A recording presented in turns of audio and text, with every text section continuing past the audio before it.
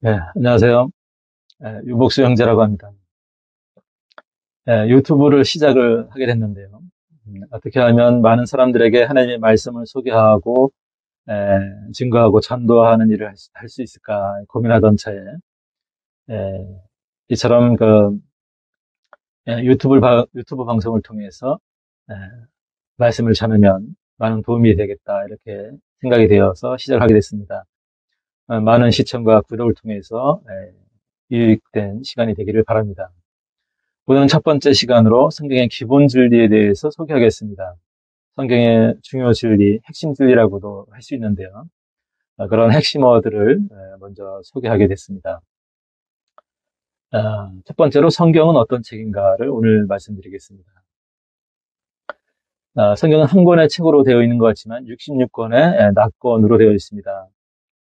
두 부분으로 나눌 수 있는데요. 구약 성경과 신약 성경으로 되어 있습니다. 구약 성경은 39권의 책으로 되어 있고요. 신약 성경에는 27권으로 되어 있습니다. 구약과 신약, 즉 예전에 맺은 약속이라고 구약은 말할 수 있고요. 신약은 새로운 약속의 의미에서 말해주듯 성경이 하나님의 백성 간의 하나의 협정, 맹약 혹은 언약을 이루기 때문에 그렇게 말하고 있습니다. 다음으로 성경은 누가 썼나를 좀 살펴보겠습니다. 성경은 40여 명의 저자들이 참여하여 기록되었습니다. 첫 책을 기록한 때와 마지막 때 기록된 때까지는 약 1600년의 간격이 있는데요. 이처럼 이분들은 어떤 동일한 주제를 가지고 책을 하기 위해서 모여서 협의하거나 의논해서 이 책들이 쓰여진 것이 아니고요. 다른 장소에서 또 다른 세대에 걸쳐서 각 사람이 하나님께 받아서 말해서 기록했다라는 것이죠. 음, 여기 먼저 이 기록의 장점은 무엇일까요?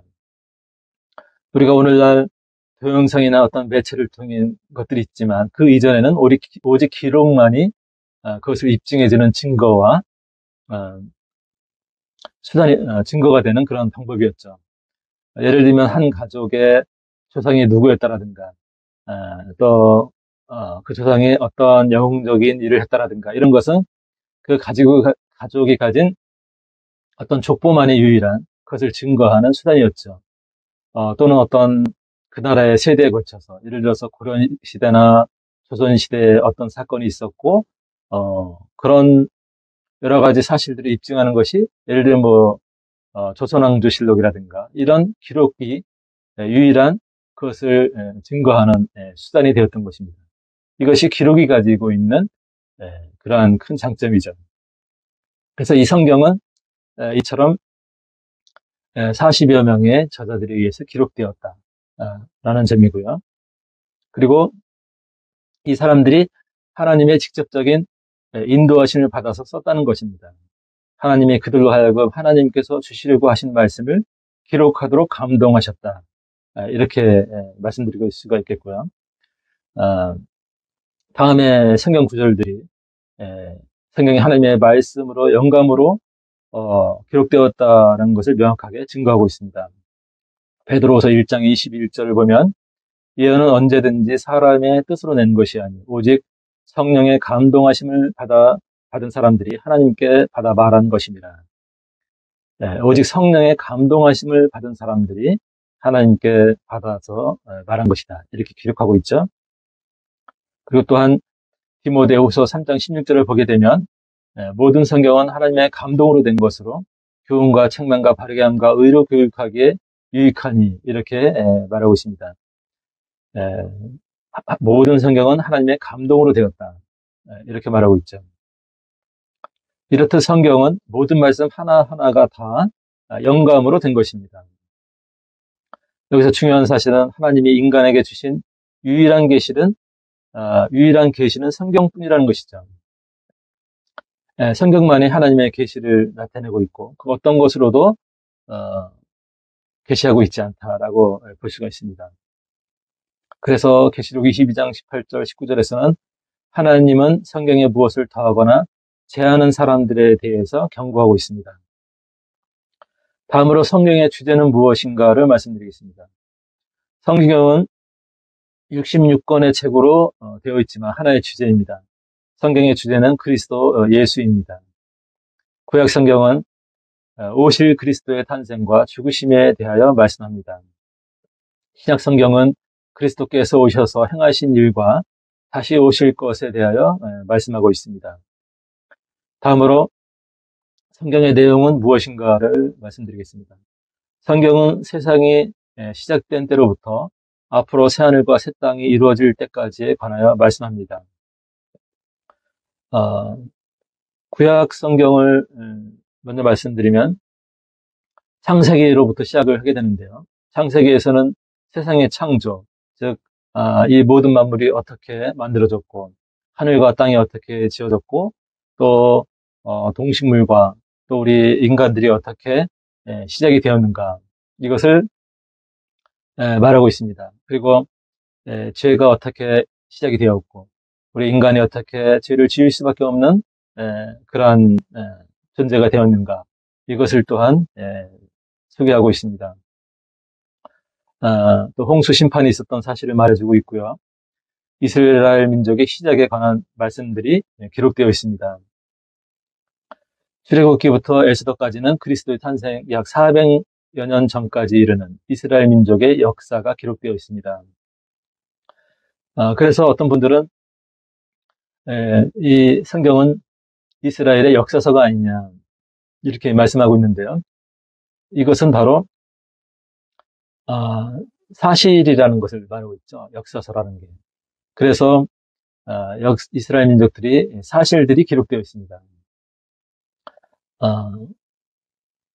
이스라엘 민족들이 하나님께서 어떻게 택하시고 그들을 어떻게 말씀하고 있고 또 언약을 통해서 그것을 어떻게 약속을 이루시는가 그를 어떻게 인도하시는가 하나님의 백성들을 어떻게 함께 하시는가 이런 것을 통해서 이방인들에게 모든 민족들에게 하나님을 믿게 하고 하나님을 소개하려는 그러한 목적이 있었던 것이죠.